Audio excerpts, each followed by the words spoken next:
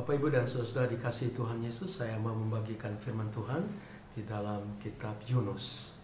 Dan ini sudah memberkati saya, dan saya berdoa kiranya memberkati saudara-saudara. Mari kita lihat dalam Yunus pasal yang kedua, ayat yang ke-9. Demikian bunyi firman Tuhan. Tetapi aku dengan ucapan syukur akan kupersembahkan korban kepadamu. Apa yang kunasalkan akan kubayar. Keselamatan adalah dari Tuhan. Saudara-saudara yang dikasihi oleh Tuhan Yesus, bagian firman Tuhan yang saya baca tadi ada kaitannya dengan doa ucapan syukur dari Yunus. Lebih lengkapnya saudara temukan di dalam Yunus pasal 2 ayat yang pertama sampai ayat yang ke-10. Dan Bapak Ibu bisa mendapatkan sedikit informasi berkaitan dengan waktu dan tempat Yunus berdoa. Dan kita mendapatkan di dalam pasal pertama ayat yang ke-17.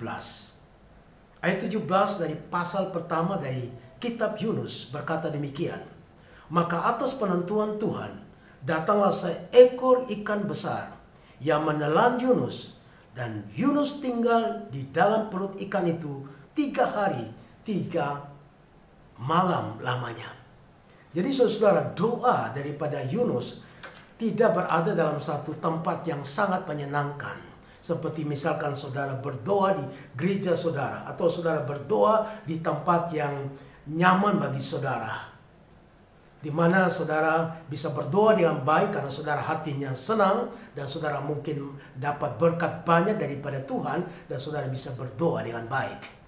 Berbeda saudara-saudaraku dengan apa yang dialami oleh Yunus, di mana Yunus berdoa pada waktu dia berada di dalam perut seekor ikan yang besar, dan selama 3 hari 3 malam dia berada dalam perut ikan. Saudara bisa membayangkan bagaimana seseorang bisa berdoa pada waktu dia ditelan oleh ikan besar.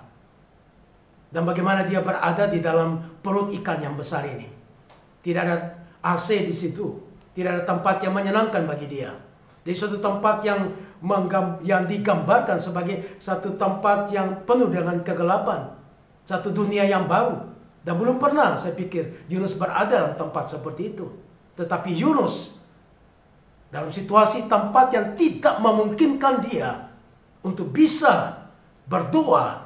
Di tempat seperti itulah Yunus bisa berdoa. Kenapa saudara?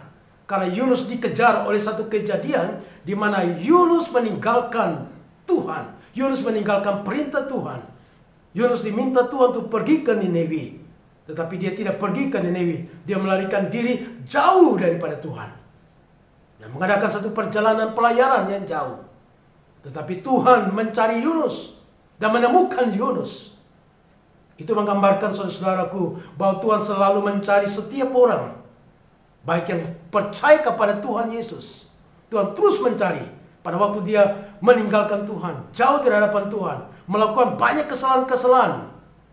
Tuhan masih mencari. Dan Tuhan berusaha untuk menemukan kembali. Dan memang benar saudara-saudaraku, ada hati nurani daripada Yunus. Dan pada waktu Yunus berada dalam situasi, berada dalam perut ikan, hati nuraninya dijamah oleh Tuhan. Dia mengingatkan kembali suara dari Tuhan itu. Ada kesadaran, ada insting rohani, ada roh yang dia punyai. Dan roh inilah yang mempunyai connect dengan Tuhan. Dan Tuhan bisa bekerja di dalam roh daripada Yunus. Dan Yunus tahu saudara, dia perlu kembali kepada Tuhan. Yunus perlu kembali pada Tuhan dalam situasi keterbelakangan rohani dia. Yunus tahu bahwa ini saatnya dia kembali pada Tuhan. Tidak perlu dalam situasi tempat yang baik atau tidak baik dia berdoa. Dan dia berdoa di dalam perut ikan. Dan doa ini adalah doa yang sangat indah. Dan ayat yang kita baca tadi saudara berkata bahwa tetapi Yunus dengan ucapan syukur akan kupersembahkan korban kepadamu. Apa yang kunasalkan akan kubayar. Keselamatan adalah dari Tuhan. Saudara yang dikasihi oleh Tuhan Yesus, Yunus menyadari kesalahannya. Dia sudah menasarkan dirinya untuk dipakai oleh Tuhan, untuk menjadi alat Tuhan. Tetapi Yunus meninggalkan nasarnya. Yunus lupa nasarnya. Karena dia takut. Tidak ada keberanian untuk menjalankan akan panggilan Tuhan untuk pergi ke Niniwi. Karena di Niniwi ada orang-orang yang sangat jahat. Dan dia takut terancam nyawanya di sana. Karena itu dia tinggalkan panggilan dan nasarnya. Karena dia takut menghadapi kenyataan pada waktu dia berada di Niniwi. Saudara-saudara dikasih Tuhan. Mungkin juga kita pernah bernasar kepada Tuhan. Mungkin sudah lupa kita ingat akan nasar yang pernah kita sampaikan pada Tuhan. Saudara pikir mungkin Tuhan sudah lupa. Saudara bisa lupa, tetapi Tuhan tidak pernah lupa. Dan Tuhan terus mencari saudara. Tuhan akan bekerja dalam pikiran saudara. Tuhan akan bekerja dalam perasaan saudara. Tuhan akan bekerja dalam hati nurani saudara untuk mengingatkan saudara. Dan kalau hal itu terjadi dalam hidup saudara, saya berkata pada saudara, saudara ambil sikap seperti Yunus. Saudara datang kepada Tuhan. Saudara memiliki kembali pemulihan untuk bertemu dengan Tuhan. Untuk berdoa kepada Tuhan.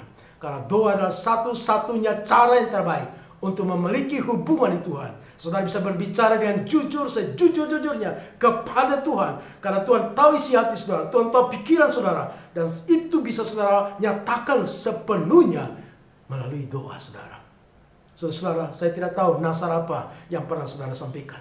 Pada waktu saudara diberkati Tuhan dan saudara bernasar, mungkin mau memberikan sesuatu yang terbaik bagi Tuhan. Atau memberikan hidup saudara kepada Tuhan. Atau memberikan talenta-talenta yang saudara punya, beri kepada Tuhan. Dan saudara sudah lupa semua itu. Saudara ingatlah saudara.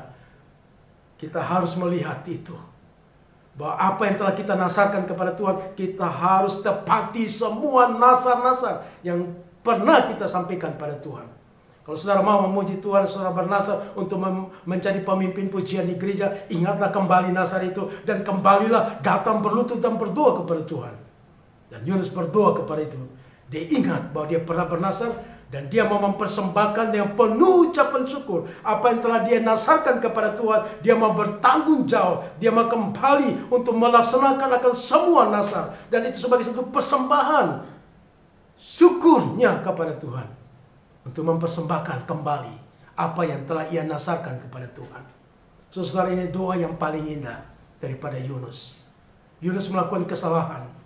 Tapi dia tahu bahwa Tuhan tidak pernah meninggalkan dia. Walaupun dia berada dalam kesalahan. Dia tahu bahwa Tuhan bekerja kepada dia untuk menyentuh hati nuraninya. Dan pada waktu Tuhan menyentuh hati nuraninya, dia tahu bahwa ada Tuhan. Dan dia harus kembali kepada Tuhan. Dan pada waktu dia doa dan kembali kepada Tuhan, dia menemukan apa saudara? Dia menemukan ada pencerahan kembali terhadap setiap nasar, ucapan-ucapan janji-janji yang pernah dia berikan kepada Tuhan. Pada waktu dia merasa Tuhan memberkati dia dan menyertai dia. Dan kemudian dia mulai pemulihan kembali. Dan dia mulai berkata kepada Tuhan. Dia mau mempersembahkan yang penuh ucapan syukur. Mempersembahkan korban. Seperti apa yang telah didasarkan kepada Tuhan. Saudara yang dikasih Tuhan. Ini doa yang indah. Saudara bisa berdoa dalam situasi apapun. Saudara bisa berdoa dalam tempat apapun. Saudara bisa berdoa di mana saja. Saudara punya kesempatan dalam satu hari 24 jam. Saudara bisa memiliki waktu-waktu yang paling baik untuk naikkan doa-doa, untuk memiliki hubungan berkomunikasi dengan Tuhan. Dan biarlah Tuhan terus bekerja secara sempurna dalam pikiran saudara, dalam perkataan saudara dan hati nurani saudara. Dan Tuhan akan menolong saudara, mengingatkan kembali kepada setiap komitmen-komitmen dan nasar-nasar yang telah kita sampaikan kepada Tuhan.